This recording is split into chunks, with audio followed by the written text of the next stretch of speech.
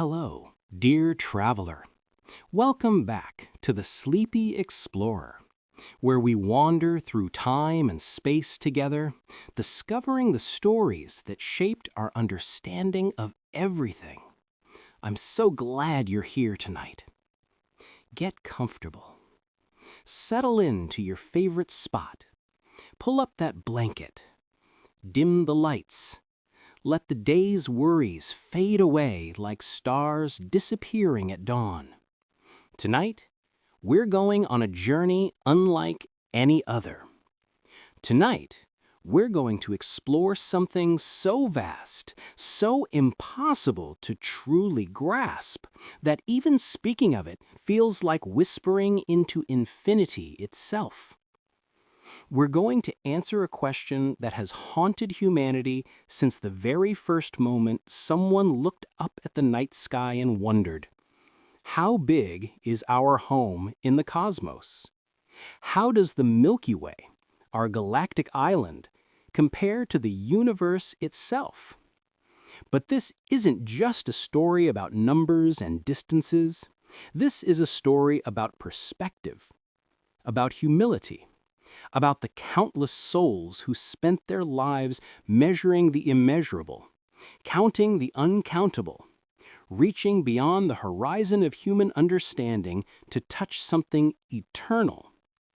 So close your eyes for just a moment, breathe deeply, and when you open them again, imagine that you're standing in a different time, a different place.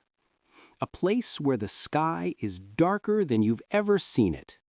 A place where the stars are so bright, so numerous, that they form a river of light across the heavens. Let's begin. The ancient sky. It is a warm summer night, thousands of years ago, somewhere on the plains of Mesopotamia. The air smells of dust and distant rain. The earth beneath your feet is still warm from the day's sun. Above you, the sky is a tapestry of light.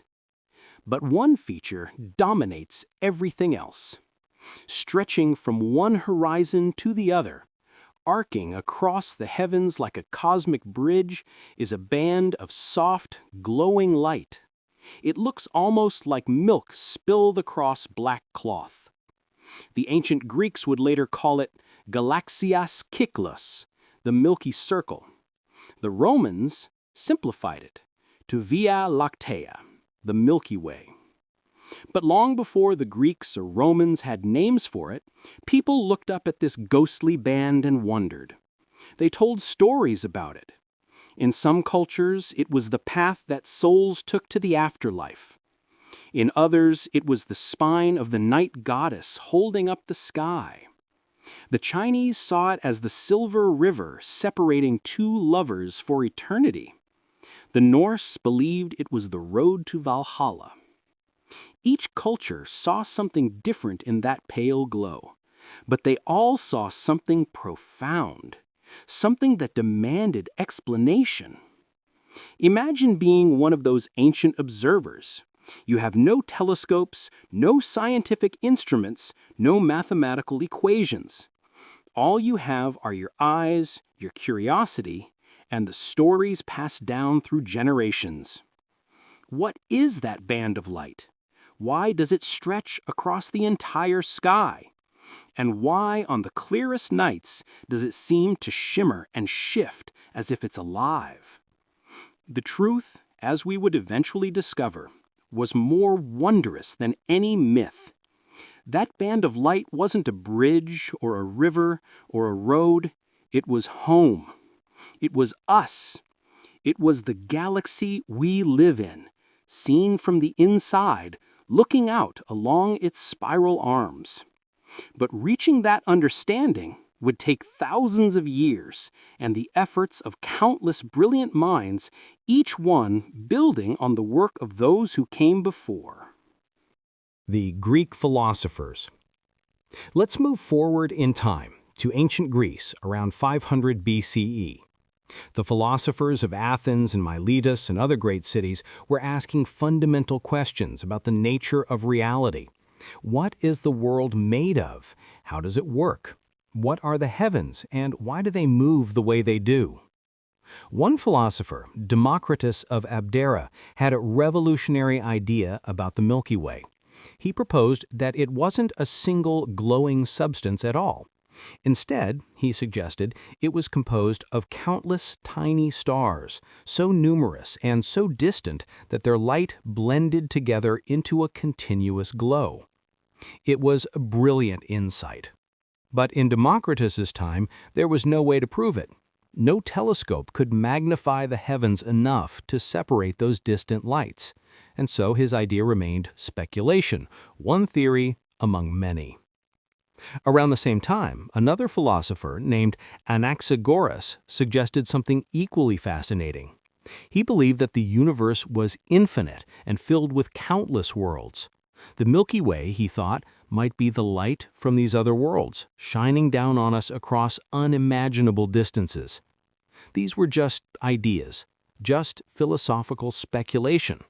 But they represented something important, the human drive to understand, the refusal to simply accept the sky as a mystery and move on.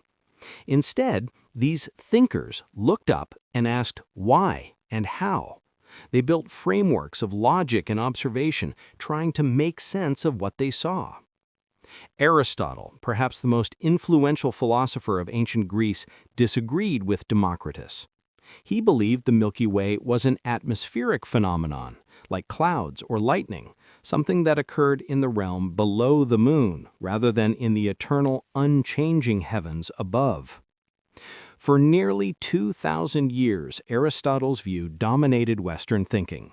The sky was divided into two realms, the terrestrial sphere below the moon, where change and decay were possible, and the celestial sphere above the moon, where everything was perfect, eternal, and unchanging. This distinction would have profound consequences for how people understood the cosmos. If the Milky Way was just an atmospheric effect, then it told us nothing about the true nature of the heavens. It was merely local weather on a cosmic scale. The medieval sky. As we move through the centuries, through the rise and fall of empires, through the Middle Ages in Europe, the question of the Milky Way remained largely unanswered. In monasteries and universities, scholars studied the works of ancient philosophers, debating the nature of the heavens by candlelight. But in other parts of the world, astronomical observation was flourishing. In the Islamic Golden Age, scholars in Baghdad, Cairo, and Cordoba were making careful measurements of the stars, improving on the instruments inherited from the Greeks, and developing new mathematical tools to describe celestial motion. The Persian polymath al-Biruni, working in the 10th and 11th centuries, made remarkably accurate measurements of Earth's circumference and the distances to the moon and sun. He understood that the cosmos was vast, beyond human comprehension, and he approached astronomical observation with both precision and poetry. In China, astronomers had been keeping detailed records of celestial phenomena.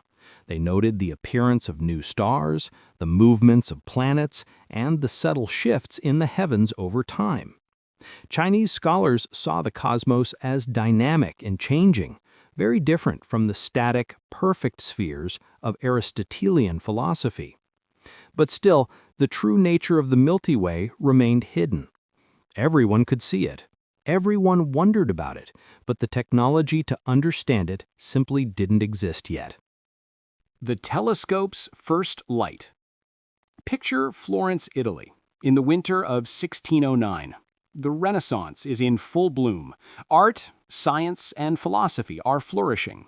And in a workshop, a mathematician named Galileo Galilei is grinding lenses, adjusting tubes, trying to improve on a curious new device he's heard about from the Netherlands, a spyglass that can make distant objects appear closer. Galileo has heard that this device, which people are calling a telescope, can make things 3 times larger.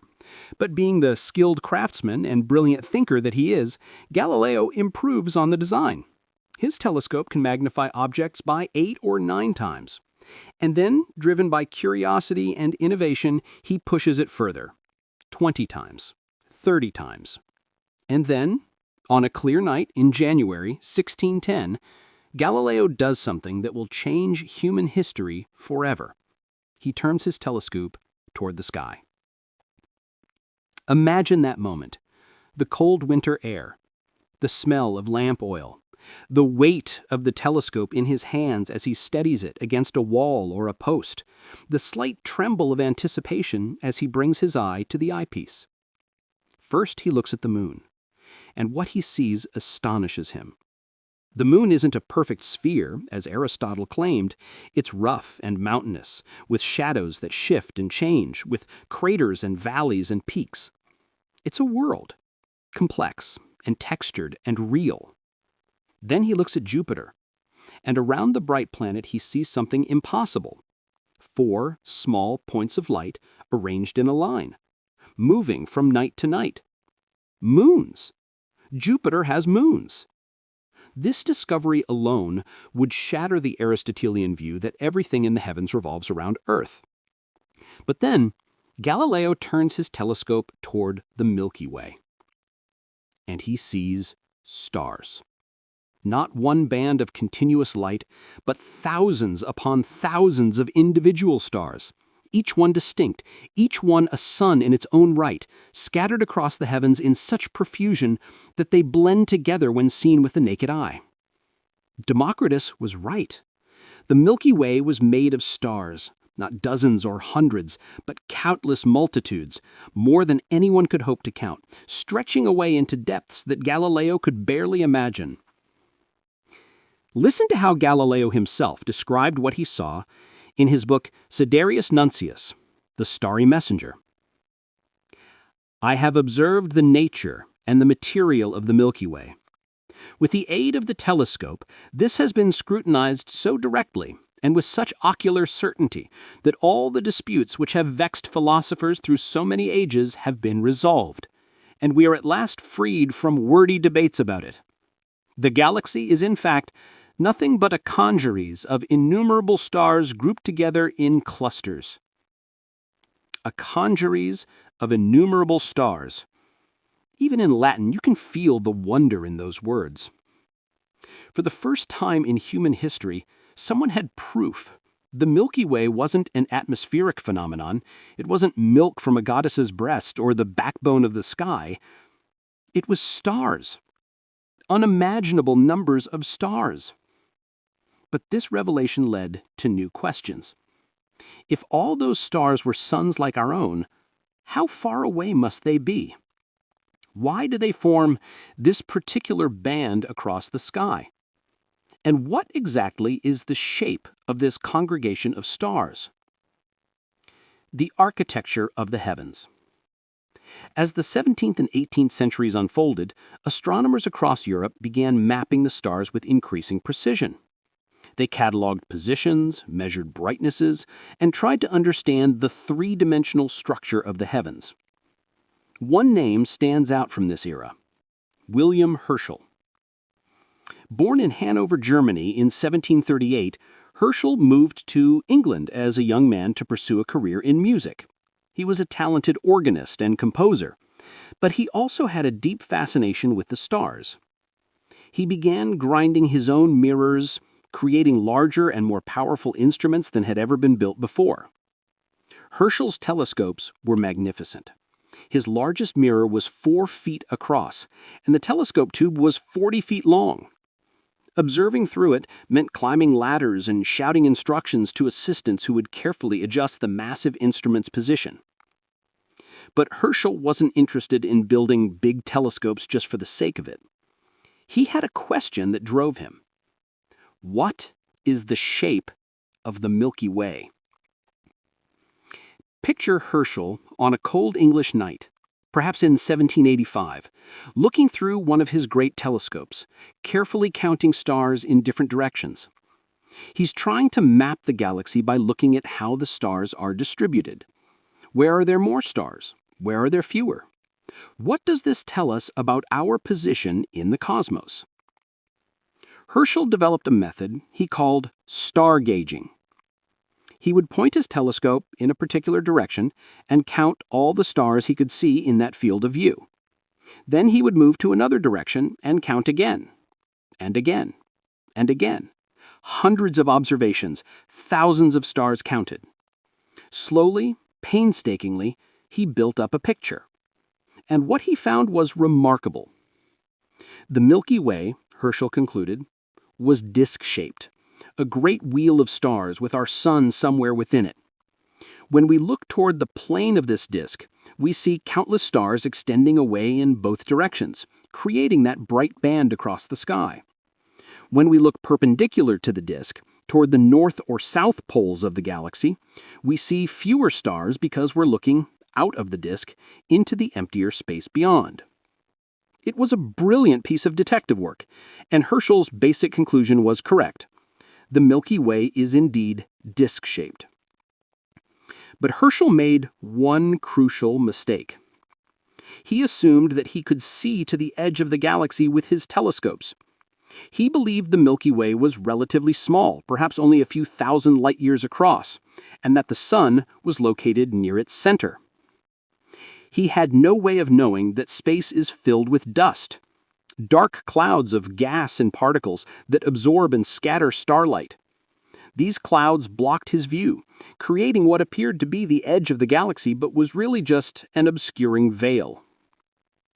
The truth about the Milky Way's size and our place in it would have to wait another century to be discovered. The Island Universe Debate.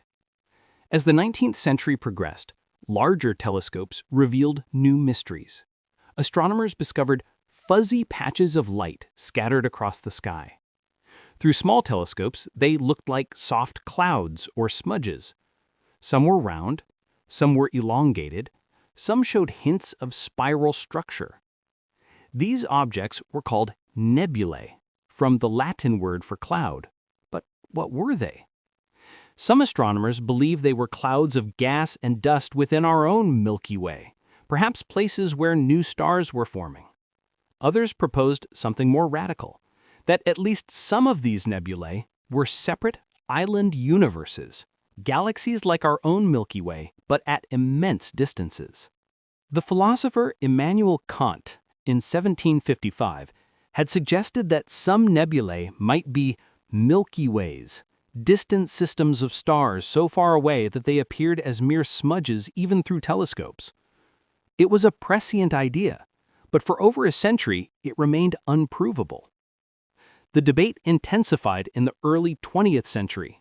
On one side were astronomers who believed the Milky Way was the entire universe, with all the nebulae contained within it. On the other side were those who suspected that the universe was vastly larger, filled with countless galaxies. This question reached a climax in 1920, in what became known as the Great Debate. Two prominent astronomers, Harlow Shapley and Heber Curtis, presented their opposing views before the National Academy of Sciences. Shapley argued that the Milky Way was enormous, perhaps 300,000 light-years across, and that all the nebulae were part of it. Curtis countered that the Milky Way was smaller, perhaps only 30,000 light-years across, and that many nebulae were separate galaxies far beyond our own. Ironically, both were partly right and partly wrong. The Milky Way is indeed about 100,000 light-years across, between Shapley's and Curtis's estimates, and many nebulae are indeed separate galaxies, as Curtis claimed. But the definitive answer would come from an unlikely place, a telescope on a mountain in California, and a man who would measure the cosmos itself. Measuring the immeasurable. Before we meet the man who measured the cosmos, we must talk about Henrietta Swan Leavitt. Her story is one of brilliance, constrained by the limitations of her time, yet her contribution to our understanding of cosmic distances cannot be overstated. Born in 1868, Leavitt was part of a generation of women who were hired by Harvard Observatory as computers. These women, working for a fraction of what their male counterparts earned, performed the tedious but crucial work of analyzing photographic plates of the sky, measuring the positions and brightnesses of stars. Imagine the work.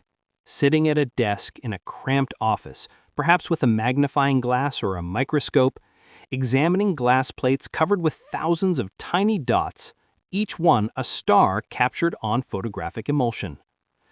Hour after hour, day after day, measuring, recording, comparing.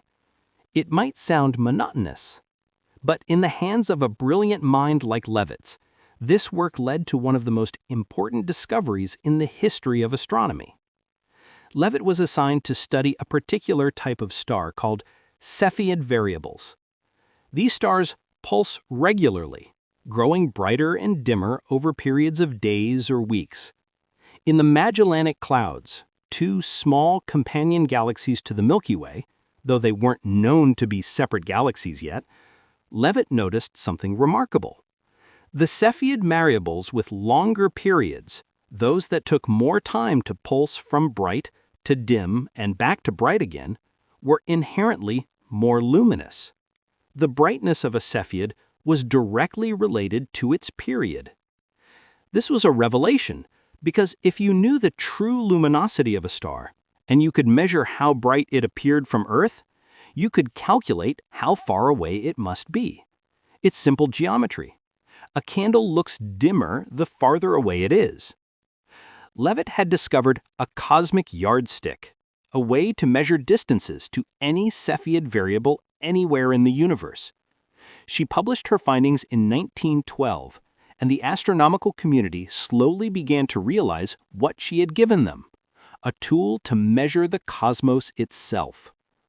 Henrietta Leavitt died in 1921, at the age of 53. She never received the recognition she deserved during her lifetime, but her discovery would enable the next great leap in human understanding of our place in the universe. Edwin Hubble and the Expanding Universe. The year is 1923. On Mount Wilson, above Los Angeles, sits the largest telescope in the world, a 100-inch reflecting telescope, its mirror precisely polished, its mount sturdy enough to track the stars as Earth rotates. And at this telescope, night after night, is a man named Edwin Hubble. Hubble is tall, athletic, with a pipe and a British accent he cultivated during his time at Oxford. Some say he's arrogant, but he's also brilliant, determined, and about to make a discovery that will fundamentally change our understanding of the universe. Hubble is studying the Andromeda Nebula, one of the largest and brightest fuzzy patches in the sky. Night after night, he photographs it, looking for anything unusual. And then, in October 1923, he notices something. A star that appears in one photograph, but not in others. A variable star. He continues to observe. The star brightens and dims regularly.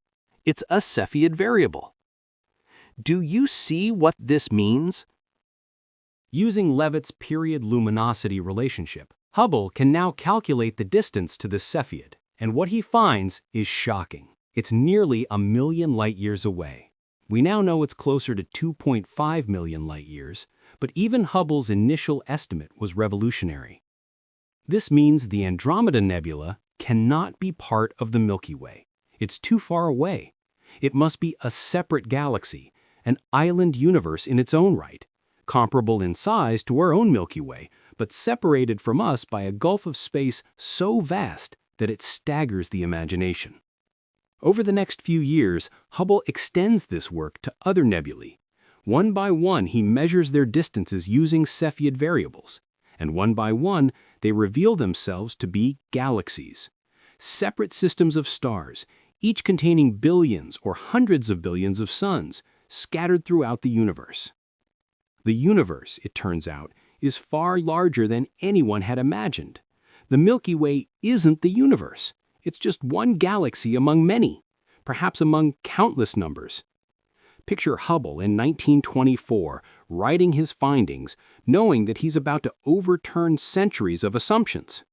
The universe has suddenly become unimaginably vast.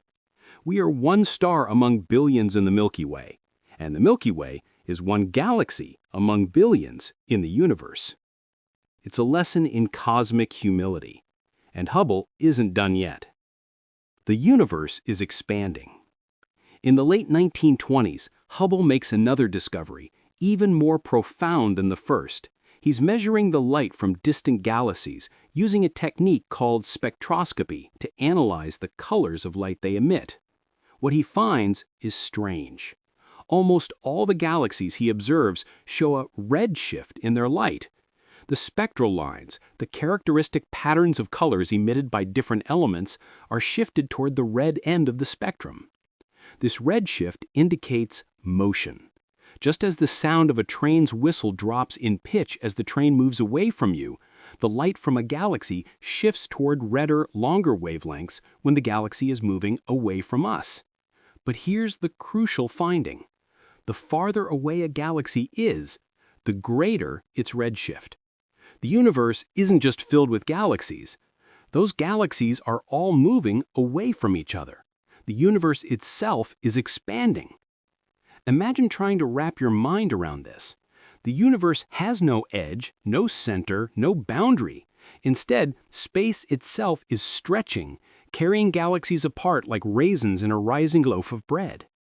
This discovery, combined with Einstein's theory of general relativity, would lead to the Big Bang theory, the idea that the universe began as an infinitesimally small, infinitely hot point and has been expanding ever since. If you run the expansion backward in time, you reach a moment of creation, a beginning to the universe itself. But let's not get ahead of ourselves. Let's return to our question. How big is the Milky Way compared to the universe? Hubble's discoveries gave us the tools to answer this question, but the answer would take decades more work to refine. Mapping our galaxy. Remember William Herschel counting stars and trying to map the Milky Way? He made a crucial error. He assumed he could see to the edge of the galaxy. But space isn't empty. It's filled with dust. Not the dust you find under your bed, but microscopic particles of carbon, silicon, and other elements floating in the vast spaces between stars. These particles are tiny, sometimes just nanometers across. But there are so many of them spread across such vast distances that they block and scatter starlight. When you look toward the center of the Milky Way in the constellation Sagittarius, you're looking through thousands of light years of this dust. It absorbs the light from distant stars, making them appear dimmer or hiding them entirely. This is why early astronomers thought the Milky Way was relatively small. They weren't seeing the edge of the galaxy. They were seeing the edge of their ability to see through the dust. Understanding this problem was crucial, and solving it required new techniques, new wavelengths of light, and new ways of thinking about astronomical observation. In the 1930s, an astronomer named Robert Trumpler made a breakthrough. He was studying star clusters, groups of stars born together and traveling through space as a unit. By comparing how bright these clusters appeared with how bright they should appear based on the types of stars they contained, Trumpler could measure how much light was being absorbed by dust. His conclusion: there's about 1 magnitude of extinction, a factor of 2.5 in brightness, for every kiloparsec, about 3,260 light-years, in the plane of the Milky Way. Space wasn't transparent after all. It was filled with obscuring material. This discovery meant that all previous estimates of the Milky Way's size needed to be reconsidered. The galaxy was larger than anyone had thought, and mapping it would be far more difficult than simply counting stars. Radio waves and spiral arms. The breakthrough came from an unexpected direction: radio astronomy. In 1933, a young radio engineer named Karl Jansky, working for Bell Telephone Laboratories, was trying to identify sources of static that interfered with radio communications. He built a large directional antenna and systematically surveyed the sky at a wavelength of about 15 meters. What he found was surprising: a persistent radio signal that seemed to come from the direction of the center of the Milky Way, in Sagittarius. The universe wasn't just visible in optical light, it was broadcasting radio waves. This discovery, initially ignored by astronomers, would eventually revolutionize our understanding of the cosmos. Radio waves, unlike visible light, can penetrate dust. They pass right through the obscuring clouds that block our view of distant stars. After World War II, radio astronomy flourished. Astronomers built large radio telescopes and began mapping the sky at radio wavelengths. And what they discovered was the structure of the Milky Way. The key came from hydrogen, the most abundant element in the universe. Hydrogen atoms emit a characteristic radio signal at a wavelength of 21 centimeters. By mapping this emission across the sky, astronomers could see where hydrogen gas was concentrated in the galaxy. And what they found was beautiful. The Milky Way has spiral arms. Just like Andromeda and many other galaxies observed through optical telescopes, our own galaxy is a spiral. Vast rivers of gas and stars, curving out from the galactic center, trailing through space like cream stirred into coffee. We live in one of these spiral arms, the Orion Arm, a relatively minor spur between two major arms called Sagittarius and Perseus. From our vantage point, about 26,000 light-years from the galactic center, we're looking out along these spiral arms when we see the Milky Way band in the sky. Imagine that for a moment. You're sitting on a beach, looking out at the ocean, but you're not on the shore. You're floating on a boat in the middle of a vast spiral of water, looking along the curve of the spiral. That's our view of the Milky Way. How many stars? So how big is the Milky Way? Let's start with some numbers, though I promise we'll keep them gentle, like pebbles in a stream rather than boulders. The Milky Way is about 100,000 to 120,000 light-years in diameter. That means if you could travel at the speed of light, the fastest speed possible in the universe, it would take you 100,000 years to cross from one side to the other. To put that in perspective, light can travel from the sun to Earth in about 8 minutes. It can cross the entire solar system, from the sun to Neptune, in about 4 hours. But crossing the Milky Way? 100,000 years. The Milky Way contains between 200 billion and 400 billion stars. That's 200 billion stars to 400 billion stars. Each one potentially with its own planets, each one a world of its own. If you counted one star every second without stopping to sleep or eat, it would take you more than 6,000 years to count 200 billion stars. You'd need to start counting in 4000 BCE, before the pyramids were built, before writing was invented, and you'd just be finishing now. And that's just stars. The Milky Way also contains vast clouds of gas and dust, dark matter that we can't see but can detect through its gravitational effects, and, at its center, a supermassive black hole with a mass of about 4 million suns. The total mass of the Milky Way is estimated at about 1.5 trillion times the mass of the Sun. Most of that is dark matter, mysterious stuff that doesn't emit light but exerts gravitational pull.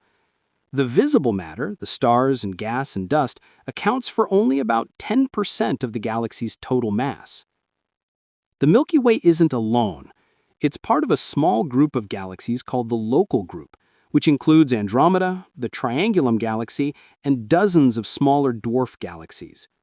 The Local Group is about 10 million light-years across. And Andromeda, that beautiful spiral galaxy we can see in autumn skies, is heading toward us. In about 4 billion years, the Milky Way and Andromeda will collide, merging together into a single, larger galaxy that some astronomers have already nicknamed Milkomeda. But for now, these are the dimensions of our galactic home. This is the island of stars we inhabit, the cosmic neighborhood we've spent centuries learning to understand. Now comes the harder question. How does this compare to the universe as a whole? The scale of everything. Let's travel forward to time. 1995. Above Earth's atmosphere, far from the distorting effects of air and weather, orbits the Hubble Space Telescope, named for the man who first measured the cosmos. The telescope's director, Robert Williams, makes a bold decision. He's going to use precious observing time that many astronomers compete for, to point the telescope at what appears to be an empty patch of sky. No bright stars, no obvious galaxies. Just darkness, a small region near the Big Dipper that seems utterly blank to the naked eye and even to most telescopes. For 10 days, during a period from December 18th to 28th, 1995, Hubble stares at this tiny patch of sky, collecting photons, gathering light from the deepest reaches of space. And then the images are processed, combined, enhanced. That empty patch of sky is filled with galaxies. Not dozens, not hundreds, but thousands of them. About 3,000 galaxies in a region of sky no larger than a grain of sand held at arm's length. Each one is a galaxy like our Milky Way, or smaller, or larger. Each one contains billions of stars, and they're scattered across vast ranges of distance, from relatively nearby to so far away that we're seeing them as they were billions of years ago, when the universe was young. This image, called the Hubble Deep Field, is one of the most important astronomical images ever taken. Because if you can see 3,000 galaxies in this tiny patch of sky, you can estimate how many galaxies exist in the entire universe. The math is simple, but profound. The sky contains about 12.7 million times as much area as the Hubble Deep Field. Multiply 3,000 by 12.7 million, and you get about 40 billion galaxies. But this was just the beginning. In 2004, Hubble took an even deeper image, the Hubble Ultra Deep Field, staring at an even smaller patch of sky for even longer. About 10,000 galaxies appeared in this image. And in 2012, using additional data, astronomers created the Hubble Extreme Deep Field, pushing even deeper into space and time. The numbers kept growing. Current estimates, based on these deep field observations and other surveys, suggest that the observable universe contains somewhere between 200 billion and 2 trillion galaxies. Let that sink in for a moment. 2 trillion galaxies, each one a congregation of billions or hundreds of billions of stars, each one potentially home to countless planets, moons, and worlds we'll never see. The observable universe. Now we come to a subtle but crucial point. When we talk about the size of the universe, we have to specify what we mean. Are we talking about the entire universe, which might be infinite? Or are we talking about the observable universe, the part we can see? Light travels at a finite speed, about 300,000 kilometers per second, or 186,000 miles per second.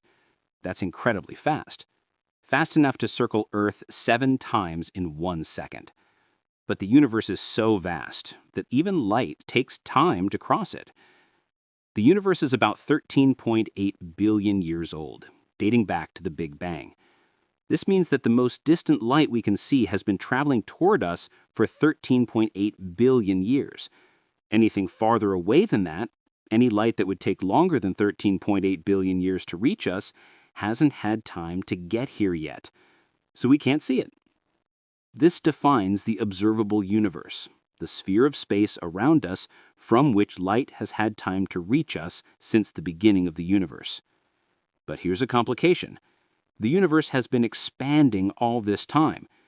Imagine a photon of light emitted from a distant galaxy 13 billion years ago when the universe was young. That photon travels toward us at the speed of light. But while it's traveling, the space between us and that distant galaxy is expanding, stretching, growing larger. By the time the photon reaches us, the galaxy that emitted it has been carried away by the expansion of space. It's now much farther away than 13 billion light years. In fact, accounting for this expansion, The edge of the observable universe is about 46.5 billion light-years away in all directions. This means the observable universe is a sphere with a diameter of about 93 billion light-years. 93 billion light-years. Remember, the Milky Way is 100,000 light-years across. The observable universe is almost 1,000,000 times larger. To put it another way, if the Milky Way were reduced to the size of a quarter, say a quarter, the observable universe would be, well, it would be about the size of the contiguous United States. Actually, that's not quite right. Let me recalculate. If the Milky Way is 100,000 light-years across, and the observable universe is 93 billion light-years across, then the universe is about 930,000 times larger in diameter. If we shrink the Milky Way to the size of a quarter, about 2.4 centimeters in diameter, the observable universe would have a diameter of about 22 kilometers, or 14 miles. You could fit nearly 9 trillion Milky Way galaxies side by side across the diameter of the observable universe. What lies beyond? But here's the truly humbling part. The observable universe might be just a tiny fraction of the entire universe. The universe might be infinite. We don't know. The observable universe is just the part we can see, limited by the speed of light and the age of the universe. Beyond that edge, space continues. More galaxies, more stars, more worlds. Some cosmological theories suggest the universe is infinite in extent. If that's true, then there are infinite galaxies, infinite stars, infinite planets. Everything that can happen does happen somewhere out there in the infinite expanse. Other theories suggest the universe is finite, but unbounded, like the surface of a sphere. Just as you can travel around Earth's surface without ever reaching an edge, you might be able to travel through the universe and eventually return to where you started, having circumnavigated all of existence. We simply don't know which is true. And there's something beautiful about that uncertainty, isn't there? Despite all our telescopes, all our mathematics, all our centuries of observation, the universe still holds its deepest secrets close. The multiverse hypothesis. Some physicists and cosmologists have proposed an even more staggering idea, that our universe, with all its galaxies and stars and unfathomable scale, might be just one of many universes. This is the multiverse hypothesis, and it comes in several different forms. One version arises from the theory of cosmic inflation, which suggests that in the first fraction of a second after the Big Bang, the universe underwent a period of exponential expansion, growing faster than the speed of light. Some versions of inflation theory suggest this process might continue forever in some regions of space, creating bubble universes, each one a separate cosmos with potentially different physical laws. Another version comes from quantum mechanics, the physics of the very small. The many worlds interpretation suggests that every time a quantum event occurs with multiple possible outcomes, the universe splits into separate branches, each one realizing a different outcome. If this is true, then there are countless parallel universes branching off from each other at every quantum moment. A third version arises from string theory, which posits that the fundamental building blocks of reality are tiny vibrating strings of energy. String theory requires extra dimensions beyond the three of space and one of time that we experience. In some versions of string theory, there might be vast numbers of possible universes, each with different physical constants and laws. These ideas are speculative. They push beyond what we can observe or test with current technology. But they remind us of something important. The universe, already almost unimaginably vast, might be even larger and stranger than we can comprehend. The Milky Way, our home, is but one galaxy among trillions in the observable universe, and the observable universe might be but one bubble in an infinite multiverse. We are, in Carl Sagan's words, a way for the cosmos to know itself. And what a cosmos it is. The human scale.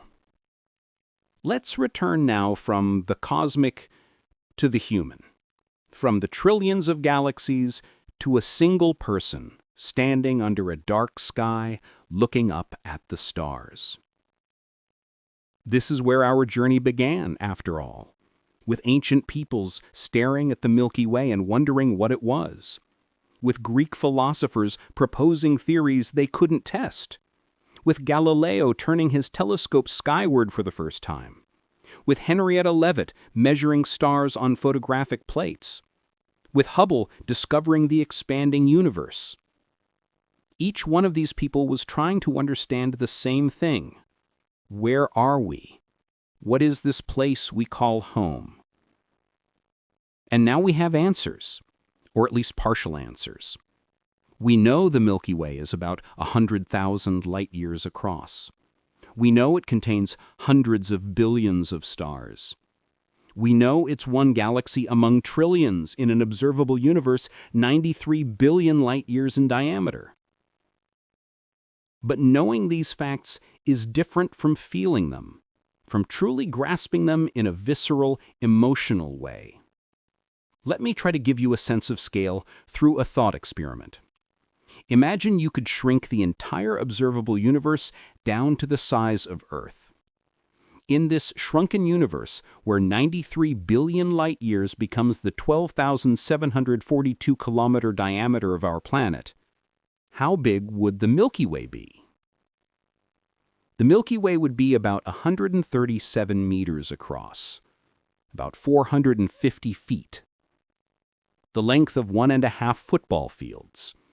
Our entire galaxy, with all its billions of stars, would fit comfortably inside a city block. And the solar system? The region of space containing the sun and all its planets? It would be about 1/10,000th of a millimeter across. Smaller than a bacterium. You couldn't see it with a microscope. Earth itself would be, Earth would be unimaginably tiny, far smaller than an atom, far smaller than even the nucleus of an atom. If the observable universe were the size of Earth, our planet would be about 10 to the negative 17 meters across. That's a decimal point followed by 16 zeros and then a 1. A scale so small it defies human intuition. This is what we mean when we say the universe is vast. It's not just big. It's big in a way that makes human concerns, human scales, human lives seem infinitesimally small. But here's the paradox. We are infinitesimally small, and yet we can understand these scales. We can measure the cosmos. We can know our place within it. This tiny species on this tiny planet, orbiting an average star in an unremarkable part of an ordinary galaxy, has mapped the universe itself. That's worth pausing to appreciate. The atoms that make up your body were forged in the hearts of ancient stars. You are literally made of stardust. And those atoms have organized themselves into a pattern complex enough to contemplate the very cosmos they came from. The loneliness and the beauty. There's something lonely about these scales, isn't there? When you realize how vast space is, how many stars exist, how improbable and fragile our existence is, it can feel isolating. We might be alone in the universe. Despite all those trillions of galaxies, despite all those countless billions of stars and planets, we might be the only living things capable of looking up and asking, why? The Fermi paradox captures this loneliness well. If the universe is so vast and so old and contains so many potential homes for life, where is everyone? Why haven't we detected any signals from alien civilizations? Why haven't they visited us? Maybe life is rarer than we think. Maybe intelligent life is rarer still. Maybe civilizations tend to destroy themselves before they can spread to the stars. Or maybe space is simply too vast, the distance is too great for any meaningful contact to occur. We are small. We are alone. Or at least we seem to be. And yet there's also something beautiful about this. Something profound. You are the universe looking at itself. You are 13.8 billion years of cosmic evolution from the Big Bang through countless generations of stars, through the formation of planets and the emergence of life, through the long journey of evolution from simple cells to complex minds. You are not separate from the cosmos, you are part of it, made of it, connected to it in ways both physical and philosophical. When you look up at the Milky Way on a dark night, you're not just seeing distant stars. You're seeing home. You're seeing the galaxy that birthed your solar system, that birthed you. Those stars are your siblings, born from the same cosmic processes that created the sun. And when you consider the vast scale of the universe beyond the Milky Way, those trillion galaxies scattered across 93 billion light years, you're contemplating something that gives meaning to the word infinite, even if the universe isn't technically infinite. There's a quote by the writer H.P. Lovecraft that captures something of this feeling. The oldest and strongest emotion of mankind is fear, and the oldest and strongest kind of fear is fear of the unknown. But I would argue there's something else just as old and just as strong. Wonder. The sense of awe we feel when confronted with something beautiful and vast and mysterious. The universe is terrifying in its scale, but it's also magnificent. The scientists who measured infinity. Let's return to Earth for a while, to specific people, specific places, specific moments when our understanding of cosmic scale took great leaps forward. We've already met Henrietta Leavitt, but she wasn't alone. At Harvard Observatory in the late 19th and early 20th centuries, there was a group of women known as the Harvard Computers. They were hired by the observatory's director, Edward Pickering, to process astronomical data. These women were college-educated, brilliant, and capable. But in that era, they weren't allowed to operate telescopes or hold positions as professional astronomers. Instead, they were given the tedious work of examining photographic plates, classifying stars, and performing calculations. What Pickering and the astronomical establishment didn't anticipate was how much these women would accomplish despite the limitations placed on them. Annie Jump Cannon developed the stellar classification system still used today, categorizing stars by their temperature and spectrum. She classified over 350,000 stars in her lifetime, more than anyone before or since. Williamina Fleming discovered numerous nebulae and variable stars.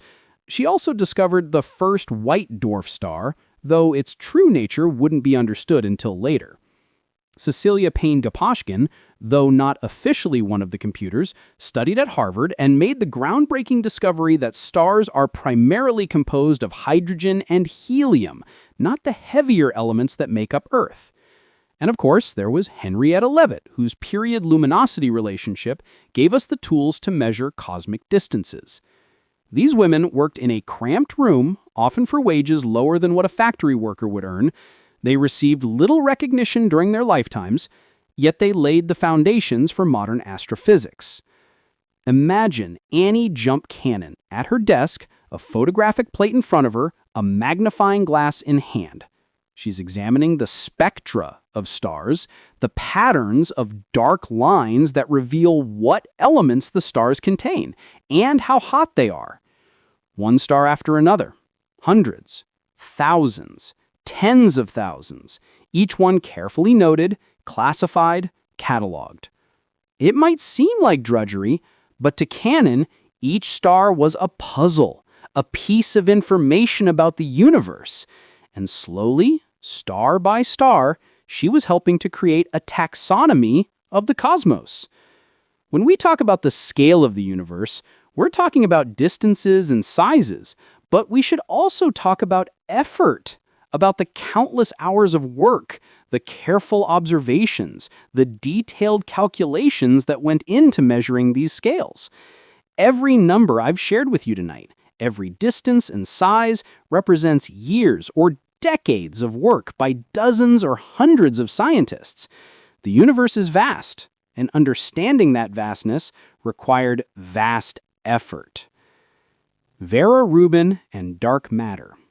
Let's move forward in time now, to the 1960s and 1970s, and meet another remarkable woman whose work changed our understanding of galaxies and the universe. Vera Rubin was an astronomer who studied the rotation of galaxies. She used a technique called spectroscopy to measure how fast different parts of a galaxy were moving. Here's what she expected to find. Stars near the center of a galaxy should be moving faster than stars near the edge, just like planets closer to the sun orbit faster than planets farther away. This is basic physics, a consequence of gravity and orbital mechanics. But that's not what she found.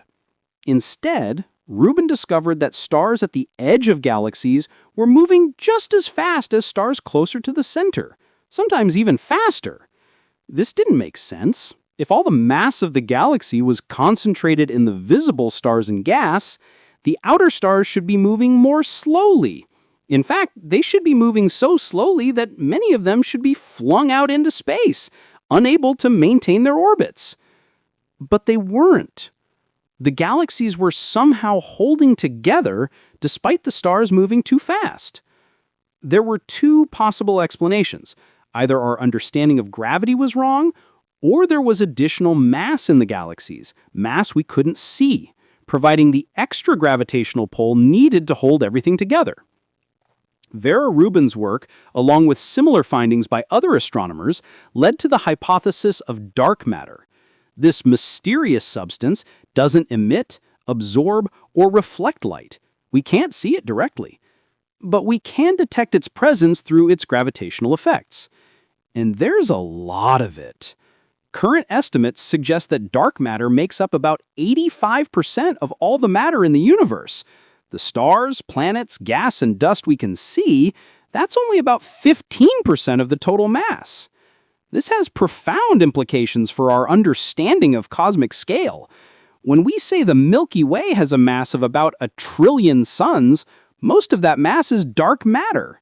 The galaxy extends far beyond the visible stars, surrounded by a vast halo of this invisible substance. In fact, all galaxies seem to be embedded in dark matter halos.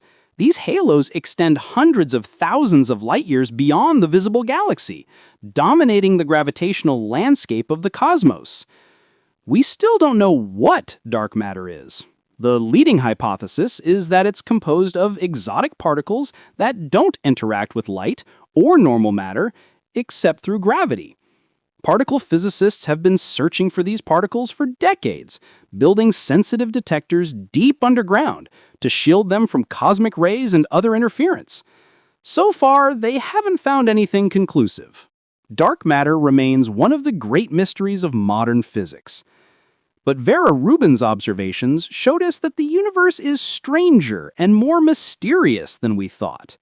The galaxies we see, beautiful spirals and ellipticals shining with starlight, are just the visible tips of much larger structures, mostly invisible, mostly unknown. The cosmic microwave background. There's one more piece of evidence we need to discuss, one more observation that shaped our understanding of the universe's scale and origin. In 1964, two radio astronomers, Arno Penzias and Robert Wilson, were working at Bell Labs in New Jersey. They were testing a sensitive radio antenna, trying to identify sources of noise that might interfere with satellite communications. They found a persistent background noise, a faint hiss of radio waves that seemed to come from every direction in the sky equally. No matter where they pointed their antenna, the signal was there. At first, they thought it might be pigeons nesting in the antenna or some other local interference.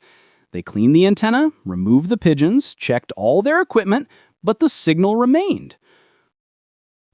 What they had discovered, though they didn't realize it at first, was the afterglow of the Big Bang itself. In the first moments after the Big Bang, the universe was incredibly hot and dense, so hot that atoms couldn't form. The universe was a plasma of electrons and protons, opaque to light. But as the universe expanded and cooled, there came a moment, about 380,000 years after the Big Bang, when it became cool enough for electrons and protons to combine into hydrogen atoms. This is called the era of recombination. At that moment, light could suddenly travel freely through space. The universe became transparent. And the light from that moment, stretched and cooled by 13.8 billion years of cosmic expansion, is what Penzias and Wilson detected. This cosmic microwave background radiation, as it's now called, is a photograph of the infant universe. It shows us what the cosmos looked like when it was just 380,000 years old, when the first atoms were forming, before stars or galaxies existed. And it tells us something crucial about the scale and structure of the universe. The cosmic microwave background is remarkably uniform. In every direction we look, the temperature is about 2.7 Kelvin, just a few degrees above absolute zero. But there are tiny variations, fluctuations of about 1 part in 100,000. These tiny fluctuations are the seeds of all the structure we see in the universe today. Slightly denser regions attracted more matter through gravity, growing into the first stars, then galaxies, then clusters of galaxies. The cosmic web of structure we see today, with galaxies organized into filaments and sheets surrounding vast voids, all grew from these tiny quantum fluctuations in the early universe. Satellites like COBE, WMAP, and Planck have mapped the cosmic microwave background in exquisite detail. From these maps, cosmologists can extract information about the age, size, and composition of the universe with remarkable precision. We know the universe is 13.8 billion years old, give or take a few million years. We know the observable universe is about 93 billion light-years in diameter. We know that ordinary matter makes up about 5% of the universe's total energy, dark matter about 27%, and dark energy, another mystery we'll get to shortly, about 68%. All of this from a faint hiss of radio waves, the cooled remnant of the universe's first light. Dark energy and acceleration. In the late 1990s, two teams of astronomers were studying distant supernova, trying to measure the expansion rate of the universe with greater precision than ever before. Supernova, specifically type A1 supernova, are useful for this purpose because they're extremely bright and remarkably consistent. They all have roughly the same intrinsic luminosity, making them excellent standard candles for measuring cosmic distances, similar to Cepheid variables but visible across much greater reaches of space. Both teams, one led by Saul Perlmutter and the other by Brian Schmidt and Adam Rees, expected to find that the expansion of the universe was slowing down. After all, gravity should be pulling everything together, acting as a brake on the expansion set in motion by the Big Bang. But that's not what they found. Instead, they discover that the expansion of the universe is accelerating. Galaxies are moving apart faster now than they were in the past. Something is pushing the universe apart, working against gravity, causing the expansion to speed up rather than slow down. This was shocking, completely unexpected, and it earned the three team leaders the 2011 Nobel Prize in Physics. What could cause this acceleration? The answer, tentatively, is something called dark energy. Like dark matter, dark energy is mysterious. We don't know what it is. But it seems to be a property of space itself, a kind of energy that becomes stronger as the universe expands. Einstein's equations of general relativity actually predicted the possibility of such an energy, which Einstein called the cosmological constant. But Einstein later called it his greatest blunder, thinking it was unnecessary. Now it seems he might have been right all along. Dark energy makes up about 68% of the total energy content of the universe. It's the dominant component of the cosmos, and yet we have almost no idea what it is. And it has profound implications for the future of the universe and for cosmic scale. The fate of the universe. If dark energy continues to drive the acceleration of the universe's expansion, what does that mean for the future? In the far future, billions of years from now, the space between galaxy clusters will expand so much that light from one cluster can no longer reach another. Galaxies will become isolated, island universes in an ever-expanding sea of space. Eventually, even galaxies will be torn apart, their stars scattered into the void. And in the very far future, perhaps 10 to 100 years from now or more, even atoms themselves might be ripped apart by the expansion of space. This is called the Big Rip, one possible fate for the universe in the presence of dark energy. Alternatively, if dark energy is constant, the cosmological constant scenario, the universe will continue expanding forever, but at a steady, accelerating rate. Galaxies will drift apart, the universe will grow dark and cold, stars will burn out, and eventually only black holes will remain, slowly evaporating through Hawking radiation over timescales so vast they defy comprehension. This is called the heat death or big freeze, and it's currently the most likely scenario based on our observations. There are other possibilities. If dark energy weakens over time, the expansion might slow or even reverse, leading to a big crunch where the universe collapses back into a singularity. If dark energy behaves in more exotic ways, other fates are possible. But all of these scenarios are so far in the future that they're almost abstract. We're talking about timescales of trillions or quadrillions or even greater numbers of years. By comparison, the current age of the universe, 13.8 billion years, is just a blink. But it's humbling to realize that the universe had a beginning, and it will have an end, of sorts. The stars will not shine forever, the galaxies will not endure for eternity, even the atoms that we're made of may someday cease to exist in any recognizable form. This is the ultimate scale, not just the size of the universe in space, but its duration in time. From the Big Bang to heat death, from the first light to the last, and we exist in a brief, bright moment somewhere in the middle of that vast timeline. The multiverse and infinite space. Earlier I mentioned the multiverse hypothesis. Let's return to that now because it represents perhaps the ultimate expansion of scale. If the multiverse exists, in any of its proposed forms, then our entire observable universe, 93 billion light-years across, containing trillions of galaxies, is just one bubble among countless others. Each universe might have different physical laws, different values for fundamental constants like the speed of light or the strength of gravity, different numbers of dimensions, different types of particles and forces. In some universes, stars might not be able to form. In others, matter might be so unstable that nothing complex could ever evolve. In still others, the conditions might be even more conducive to life than in our own universe. There's a principle called the entropic principle that suggests we shouldn't be surprised to find ourselves in a universe that can support life. If the multiverse exists with countless different universes, then life will only evolve in those universes where the conditions are right. We observe a life-friendly universe not because the universe was designed for life, but because we couldn't exist in any other kind of universe. This is speculative, of course. We have no direct evidence for the multiverse. It may not be possible to ever get such evidence since, by definition, other universes would be causally disconnected from our own.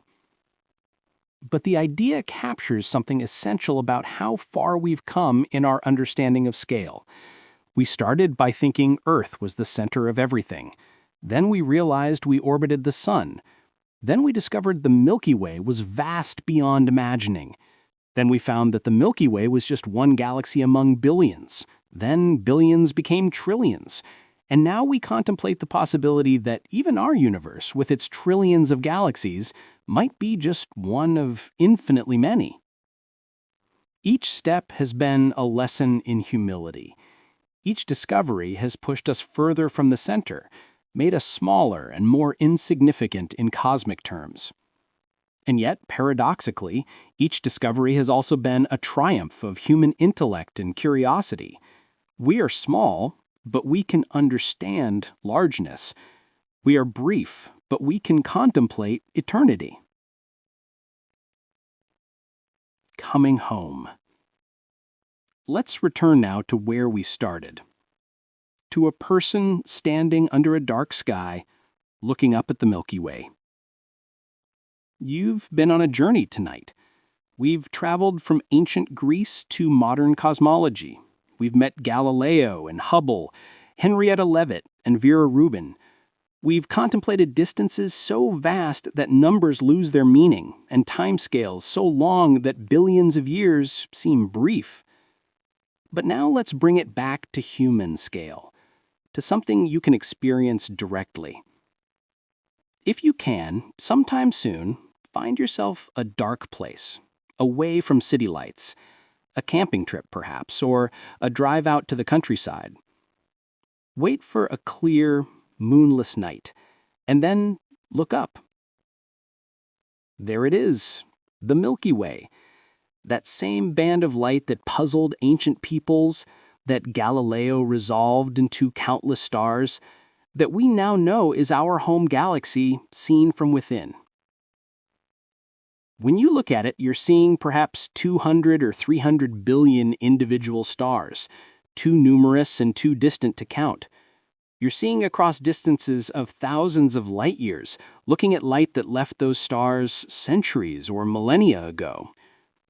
You're seeing the spiral structure of the galaxy, the arms where stars are concentrated, the dark lanes of dust that block starlight. You're seeing nebulae where new stars are being born and the remnants of old stars that exploded long ago. And you're seeing yourself, because every atom in your body was forged in stellar furnaces. The calcium in your bones, the iron in your blood, the carbon that forms the backbone of every molecule of DNA, all of it was created in stars that lived and died before the sun even formed. You are not separate from the Milky Way. You are part of it, made of it, born from it. And the Milky Way, as vast as it is itself just a tiny part of something infinitely larger. The pale blue dot. In 1990, as the Voyager 1 spacecraft was leaving the solar system heading out into interstellar space, the astronomer Carl Sagan suggested it turn its camera around one last time to take a picture of Earth.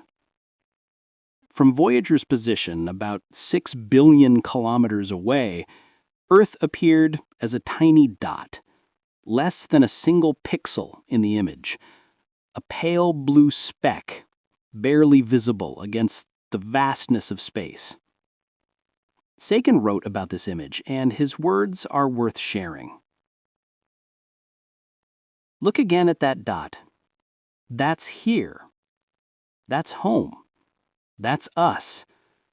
On it, everyone you love, everyone you know, everyone you ever heard of, every human being who ever was, lived out their lives on a mote of dust suspended in a sunbeam. Every war, every triumph, every love story, every discovery, every painting and poem and mathematical theorem, all of it happened on that pale blue dot. And that dot is located in a galaxy 100,000 light-years across, which is itself one of trillions of galaxies in a universe 93 billion light-years in diameter. This is the scale we've been exploring. This is the comparison between the Milky Way and the universe. The Milky Way is inconceivably vast by human standards, but the universe makes the Milky Way seem small. And if the multiverse exists, even the universe is just one small bubble in something infinitely larger.